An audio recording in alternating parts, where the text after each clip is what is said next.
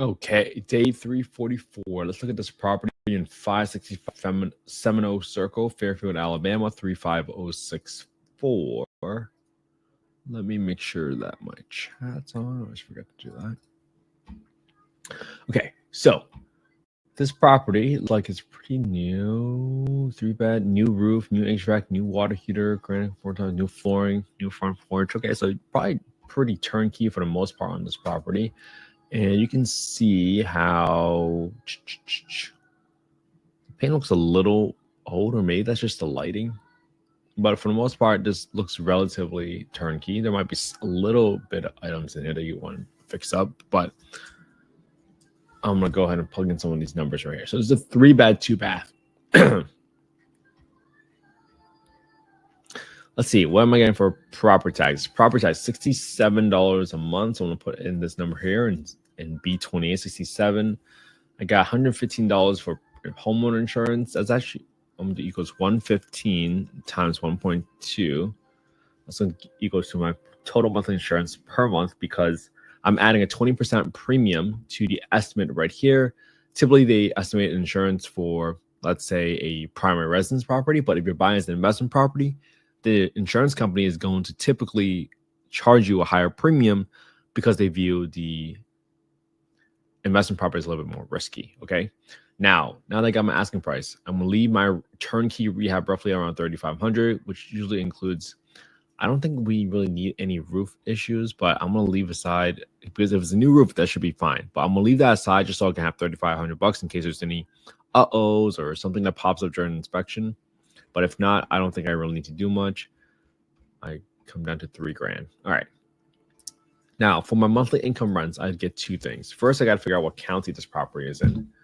And I believe this should be in Jefferson County.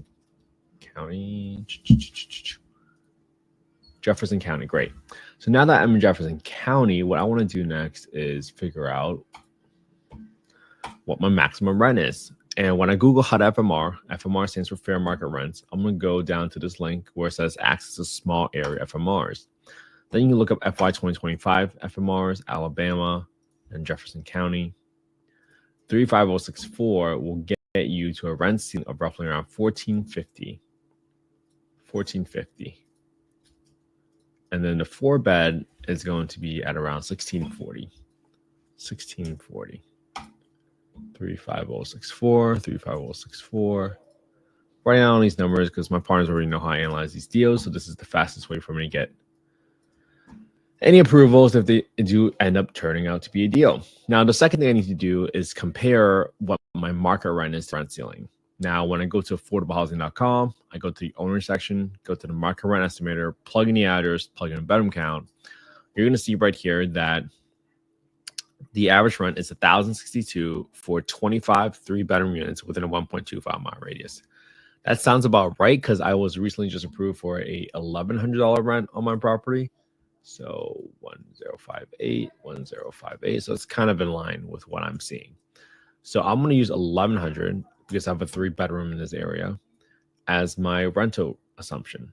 I got my taxes already. I'm setting aside 10% of my rent every single month for maintenance. So I just had to do a big repair on our property, and that's how I'm coming up with 10%.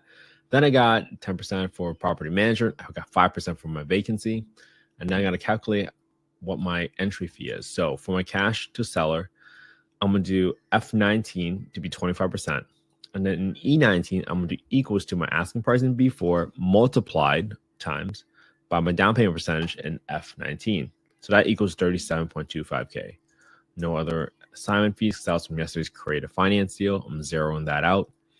At $37.25 for my closing costs, $3,000 roughly for my renovations. And then for my financing amount, I'm going to be at, in K6, I'm going to equals to my asking price in B4 minus my down payment percentage in E19. So I'll be financing $111,000, $750. All right. So now I'm going to put my interest rate at roughly around 8% for my DSCR loan. I'll leave that as is. So if that is the case, and I'm renting out this property for $1,100, I'll be negative $200 of cash flow a month. And that's a negative 5.5% cash on cash return, assuming I bought this property for $149,000. with a $3,000 rehab with 25% down, assuming 8% interest rate. Now, I got an email the other day that the interest rate might be closer to 7%. Now, if this is in fact the reality and it's a 7% now, well, all of a sudden, I'd be only negative 123. But my personal return criteria is 10% cash on cash return, which is an E9. So what can I do to make this property cash flow 10%? Again, this is not investment advice. We're not soliciting any investments on this call. We're just simply showing you how to work on how to play with the different cells to make something arrive at or achieve a certain number that you're looking for. So if I now have 7% interest rate and I am now lowering my asking price, so let's say 100 grand, that's now a 4.77% return. If I go to 90 grand or 80 grand, there you go, 85, 82, there you go. At $82,000, assuming I have a 7% interest rate, 25, $3,000 rehab, at $82,000, that would make this a deal, quote unquote, right? Because I'm cash flowing $210, and now my cash and cash return is 9.9. So this tells me that it's going to be really hard to cash flow or have an exit if you don't have at least a 4-bedroom above, right? Because the 4 bedrooms are probably roughly around $1,300 to $1,400 nowadays. So I personally wouldn't go after 3-bedroom homes in this area specifically anymore unless there's a conversion opportunity.